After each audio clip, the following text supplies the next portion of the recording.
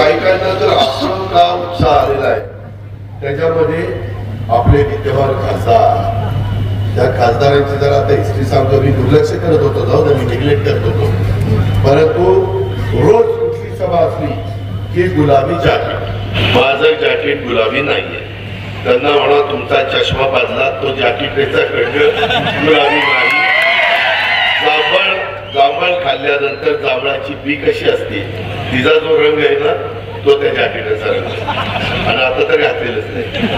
त्याच्यामुळं ते सारखी बाबा टीका करतोय, निष्ठेविषयी आमच्या बोलतोय.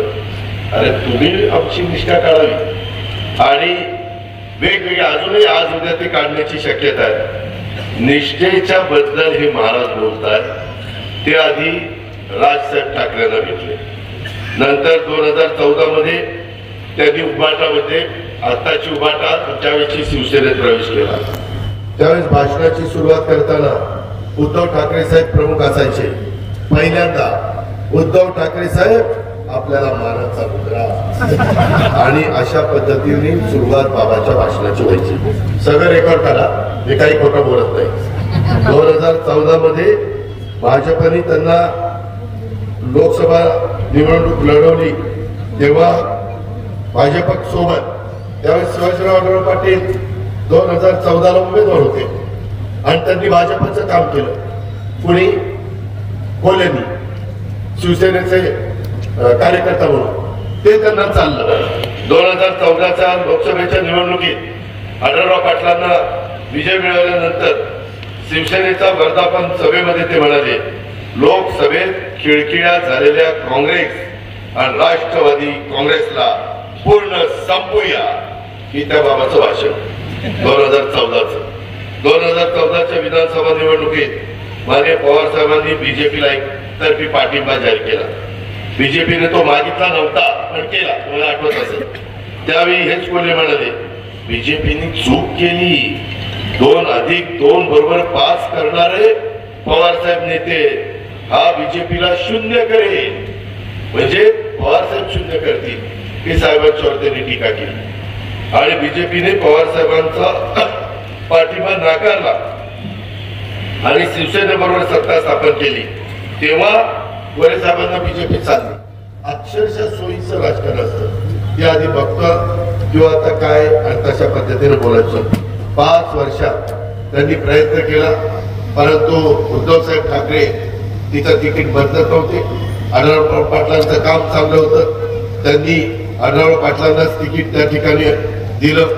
तिकीट मिळत नाही म्हणल्यावर ज्यांना ते मानाचा मुजरा करायचे त्यांना जय महाराष्ट्र केला, आणि बेभरोशाचे म्हणून ज्यांच्यावर टीका केली त्यांनाच त्या ठिकाणी त्यांनी घेतलं. मीच माझ्या घरी त्यांना घेतलं. मला त्यांनी सांगितलं की उद्धव साहेबांचे फोन येत आहेत दादा, मी काय करू? म्हणजे आता फोन बंद करा, आणि म्हणजे 4 वाजता त्या धनंजय मुंडेच्या बंगल्यात जाऊ, B4ला पक्ष प्रवेश करू, तुम्हाला उमेदवारी दिली.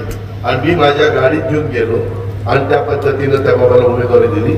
बीजेपी सोबत त्यावेळेस त्याच्या आधी सत्ता भोगली, तेव्हा पवार साहेबांच्यावर टीका केली, उद्धव साहेबांना मानाचा मुजरा केला, खासदारकीचं तिकीट मिळत नाही म्हणल्यावर त्यांनाही जय महाराष्ट्र केला, आणि राष्ट्रवादीत प्रवेश केला. राष्ट्रवादीत आम्ही निर्णय घेतला, त्यावेळेस सगळेजण माझ्या बरोबर होते, ऍफिडेव्हिट केले, अशोक पवारनी केलंय. आमचा शपथविधी असताना टाळ्या वाजवत होते डॉक्टर अमोल कोल्हे, जोरात झाले, जोरात झाले, त्यानंतर जोर कुठे गेला तुला. अशा पद्धतीचं सतत निष्ठा बदलणारा ही व्यक्ती स्वाभिमानाच्या गोष्टी कराव्यात, याला नैतिक अधिकार तरी आहे का? तुम्ही त्या ठिकाणी छत्रपती संभाजीराजांची भूमिका करता, छत्रपती शिवाजी महाराजांची भूमिका करता, सगळ्यांचा तुमच्याकडे बघण्याचा दृष्टिकोन वेगळा आहे, आणि ह्या पद्धतीनं काय चाललंय त्याच्यातनं मी जे काही सांगितलं त्याच्यातनं माझ्या शिरोळ हवेली तालुक्याचे प्रश्न सुटणार आहेत, त्याच्यातनं इथल्या रोजीरोटीचा प्रश्न सुटणार आहे. या ज्या योजना आम्ही तुम्हाला सगळ्यांना दिल्या, या योजना चांगल्या आहेत की नाही? चांगल्या आहेत ना? चांगल्या आहेत. त्या पुढे चालू ठेवायच्या ना? तुमचे वीज माफी चालू ठेवायची ना? दुधाचं चालू ठेवायचं ना?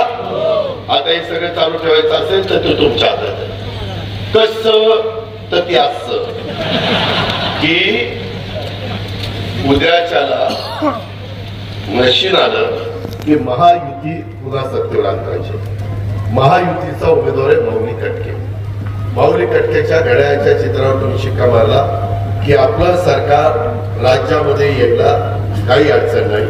राज्यात सरकार आलं की त्या ठिकाणी आम्ही एकनाथराव देवेंद्रजी सगळे बसू, त्याच्यामध्ये नेता निवड करू. आणि मी आज माझ्या मायमाऊलींना सांगतो, मायमाऊलींनो, हा अजितदादाचा वादा आहे की तुमच्या पुढं 5 वर्ष या योजना चालू राहतील आणि तुमची पण वीज माफी आणि बाकीच्या योजना, ज्या कांदा निर्यात बंदी किंवा ज्या पिकाला भाव नाही अशा पिकांना योग्य पद्धतीनं भाव मिळवून देण्याच्या करता केंद्राला हस्तक्षेप करायला सांगून त्याच्यातनं एक्सपोर्ट इम्पोर्ट याचं धोरण त्या ठिकाणी आपण चांगल्या पद्धती करण्याचं काम हे निश्चितपणे करू. मित्रांनो, अनेक गोष्टी मी याच्यामध्ये केल्या. वडूर तुळापूरला छत्रपती शिवाजी महाराजांची, छत्रपती संभाजी महाराजांची समाधी, तिथं मला अनेक वर्ष इथं प्रदीप असल्या, प्रदीप तुला जिल्हा परिषदेचा अध्यक्ष म्हणून तिथं काम करायचं. काही प्रमाणामध्ये तुम्ही काम केलं, परंतु नंतर अलीकडच्या काळामध्ये काम करायचं तर उद्याच्या 5-10 पिढ्यांच्या लक्षात राहिलं पाहिजे. आता इतका सुंदर प्लॅन आम्ही केलेला आहे. त्याचं भूमिपूजन आम्ही मुख्यमंत्री आणि दोन्ही उपमुख्यमंत्र्यांनी केलेलं आहे. 397 कोटी रुपयाचा निधी मंजूर केलेला आहे आणि छत्रपती संभाजी राजांच्या नावाला साजेस अशा पद्धतीचं तिथं स्मारक हे आम्ही त्या ठिकाणी करणार आहोत. त्याचा प्लॅन मी तुम्हाला दाखवीन. आढळराव पाटील पण त्या कार्यक्रमाला होते, त्यांनी पण तो बघितलेला आहे. आम्ही काम करणारी माणसं आहोत ही गोष्ट आपण त्या ठिकाणी लक्षामध्ये ठेवा. कुठेही तुमची फसवणूक ही मी त्या ठिकाणी होऊन देणार नाही.